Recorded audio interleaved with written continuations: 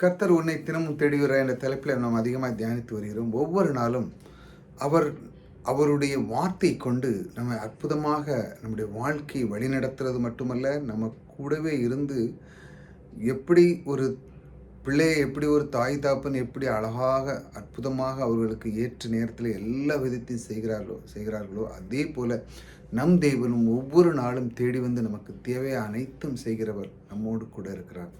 இதை அடிக்கடி நீங்கள் மனசில் வச்சு எப்பவும் இதை சொல்லி பழகிக்கிடணும். அவர் ஒவ்வொரு நாளும் நம்ம அந்த அவருடைய வார்த்தைகளை கொண்டு நமக்கு தருகிற அந்த ஞானத்தை நாம் பார்ப்போம். என் ஆத்துமா இரவிலே உம்மை வாஞ்சிக்கிறது. பாருங்க, இரவிலே என் ஆத்துமா, அதாவது நம்ம தேவனை நோக்கி அறிகிற அறிவு. பாருங்க, நிறைய பேர் நான் பார்த்துருக்குறேன், இரவில் படுக்கைக்கு முன்பாக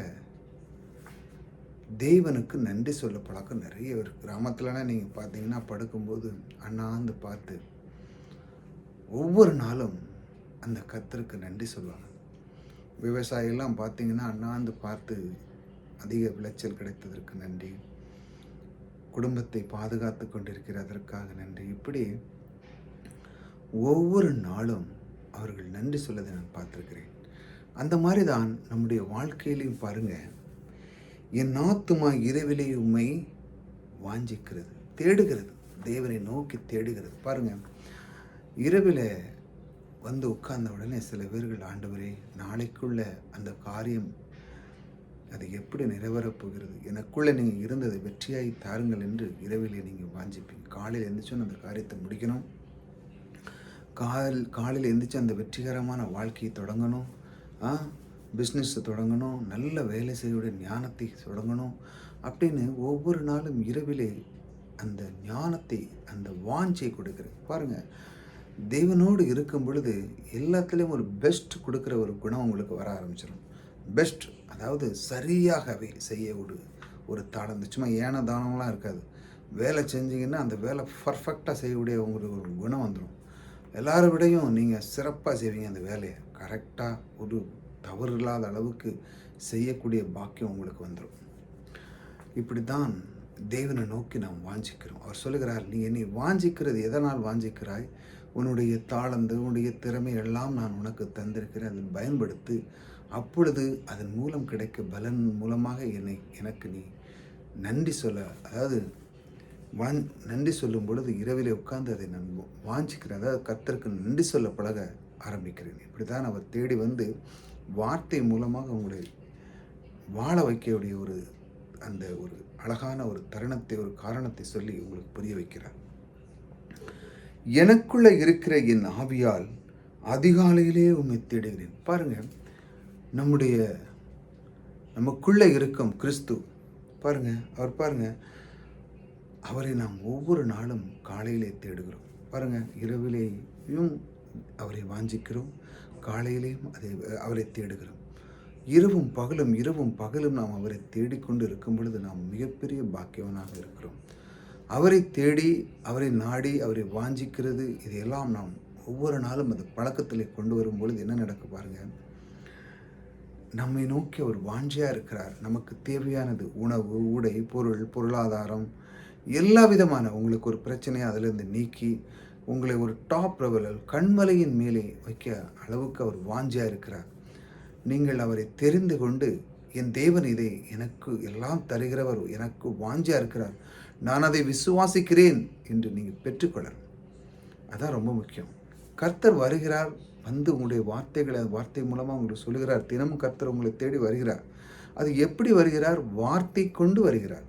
வார்த்தை நீங்கள் கேட்கணும். இப்படி மாதிரி சின்ன சின்ன வீடியோ 2 நிமிஷம் 4 நிமிஷம் கேட்கும்போது உங்களுடைய உள்ளம் மகிழும். எப்படி என்றால், கர்த்தர் அவருடைய வார்த்தையை நமக்கு எப்படியெல்லாம் நமக்கு தந்து நம்முடைய வாழ்க்கையை சிறப்பு செய்கிறார் என்பது தான் ரொம்ப முக்கியம். அதனால தான் நம்முடைய உள்ளம் எப்படி வாஞ்சிக்கிறது பாருங்கள். என் ஆத்துமாவே இரவிலே உம்மை வாஞ்சிக்கிறது. எப்படி? அவர் செய்த நன்மைகள், அவர் செய்த கிருபைகள், அவர் செய்த எத்தனைமான காரியங்கள், அதை நாம் தவறான பாதையில் போய் கொண்டு இருந்தாலும் நம்மை தூக்கி மீண்டும் நல் பாதைகளை கொண்டு வந்து அந்த தேவனை நோக்கி நாம் வாஞ்சியாய் பார்க்குறோம். பாருங்கள், அவரோடு நாம் இருக்கிறோம். அவருக்கு நன்றி சொல்லுகிறோம் இரவு நேரத்தில. பிறகு காலையில பாருங்க, இரவுல நன்றி சொல்ல ஆரம்பிச்சுட்டு நீங்க தூங்கிட்டீங்க. காலையில தேட ஆரம்பிங்க. அதான் நான் அதுக்கு இந்த தலைப்பை வச்சேன். கர்த்தர் உன்னை தினமும் தேடி வருகிறார் என்ற தலைப்பை வச்சேன். காலையில நம்ம தேடணும். தேடும் பொழுது, கர்த்தாவே இன்றைய காரியங்கள் நான் போகிறேன். அந்த காரியத்திற்கு உம்முடைய சமூகம் எனக்கு முன்பாக நான் வைக்கிறேன். இப்படி தேவனுடைய வார்த்தையை நீங்க கலெக்ட் பண்ணி வச்சுக்கணும். கலெக்ட் பண்ணி வச்சு எல்லா சூழ்நிலையிலும் பாருங்க, கர்த்தரை முன்வைக்கணும் பாருங்க. அதில் வெற்றி பெறணுமா? கர்த்தாவே நீர் வெற்றியாளராக இருக்கிறீர். ஆகையால் எனக்குள்ளே நீர் வெற்றியாளர் இருக்க, நான் வெற்றி பெறதுக்கு பாத்திரனா இருக்கிறேன். ஒரு நோய் எடுக்க ஆண்டவரே நீர் உம்முடைய தழும்புகளால் என்னை குணமாக்கினீர். ஆகையால் நான் குணமாகக்கூடிய தகுதி எனக்குள்ளே இருக்கிறது. ஏனென்றால் நீர் எனக்குள்ளே இருக்கிறீர். இப்படி சொல்ல பழக பழக உங்களுடைய உள்ளம் உங்களுக்கு இன்னும் அதிகமான ஒரு பில்ட் ஆகும் பாருங்கள். உங்களுக்கு பணக்குறைவு இருக்கா? பணக்குறைவு இருக்கும்போது, கர்த்தாவே உம்முடைய ஐஸ்வர்யத்தினால் என்னுடைய குறைவுகளெல்லாம் நீக்கிறவர் நீர் எனக்குள்ளே இருக்கிறார். என் வீட்டில் எப்படி களஞ்சல் குறையலாம்? குறையதற்கு அது வாய்ப்பே இல்லை. ஏனென்றால் உம்முடைய ஐஸ்வர்யத்தினால் என்னை நடத்துகிறீர். இந்த அண்ட சராசரியை படைத்தவரே உங்களை வழி நடத்தாருன்னா பார்த்துக்கோங்க. அவர் தகப்பன், நாம் பிள்ளையாக இருக்கிறோம். அவர் நம் குடும்பத்தை எப்படி வழி நடத்துவார்? எத்தனையோ நம்ம பார்க்குறோம் அந்த உலகத்தில், இத்தனை மில்லியன் டாலர் இருக்குது, இத்தனை மில்லியன் இருக்காங்க, பெரிய பெரிய பணக்காரன். அதை விடையும் மேலான ஒருவர் நமக்குள்ளே இருக்கிறார். அதை நீங்கள் விசுவாசிக்கணும். எல்லாருமே பாருங்கள், வாழ்க்கையில் ஏதோ ஒரு விசுவாசத்தை அடிப்படையிலே தான் வாழ்கிறார்கள், பெற்றுக்கொள்கிறார்கள். ஆம், எல்லாத்திலையும் நான் ஒரு விதமான அந்த விசுவாசத்தின் அடிப்படையில் அவர்கள் பெற்று வாழ்க்கையிலே மிக தரத்தை உயர்த்தி செல்கிறார்கள். நீங்களும் ஒரு விதமான காரியத்தில் முன்னேற வேண்டுமென்றால் முதல் விசுவாசத்தை வளர்க்க வேண்டும். எப்படி? எனக்குள் இருக்கிறவர் பெரியவர். ஆகையால் அவர் எனக்கு எல்லா விதத்தையும் செய்யக்கூடிய தன்மை எனக்குள்ளே இருக்கிறது. அவர் ஆபிரகாமுக்கு கொடுத்த அனைத்து ஆசீர்வாதத்தையும் எனக்குள்ளே வைத்து விட்டார். ஆகையால் நான் ஏன் கவலைப்பட வேண்டும்? கவலைப்பட வேண்டிய தேவையில்லையே. இப்படி உங்களுடைய உள்ளத்தை நீங்கள் பில்ட் பண்ணணும். எப்படி? வார்த்தையினால் கொண்டு. வார்த்தை அதை தான் தினம் கொண்டு வருகிறார். நீங்கள் அந்த அவருடைய வார்த்தை எடுத்து நீங்கள் உள்ளத்தில் வைத்து திரும்ப திரும்ப அதை சொல்லும் பொழுது, இரவிலே அவரை வாஞ்சிக்கிறோம், அவருக்கு நன்றி சொல்லுகிறோம். காலையில் என்ன பண்ணுறோம்? தேடுறோம். தேடினா எப்படி? இதனுடைய சொல்யூஷன் என்ன கர்த்தாவே? நான் இன்றைக்கி ஒரு விஷயத்துக்கு போகிறேன், அதனுடைய சொல்யூஷன் என்ன? நானும் நிறைய காரியங்களுக்கு நான் போயிருக்கிறேன். அந்த நேரத்தில் கர்த்தரை முன்வைத்து சென்றால் அந்த காரியங்கள்லாம் சுலபமாக முடிஞ்சிடும். நம்ம பிரயாசத்தில் பட்டு செய்யும் பொழுது என்ன நடக்குன்னா, அங்கே எல்லாமே தப்பாக தான் இருக்கும். அங்கே ஒன்றுமே நடக்காது பாருங்கள்.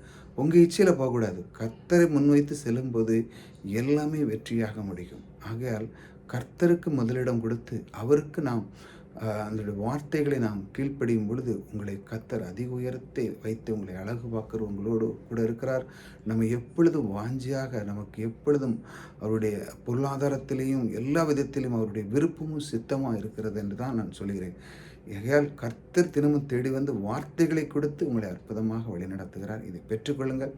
கர்த்தர் உங்களோடு கூட இருக்கிறார். கர்த்தர் உங்களை ஆசீர்வதிக்கிறார்.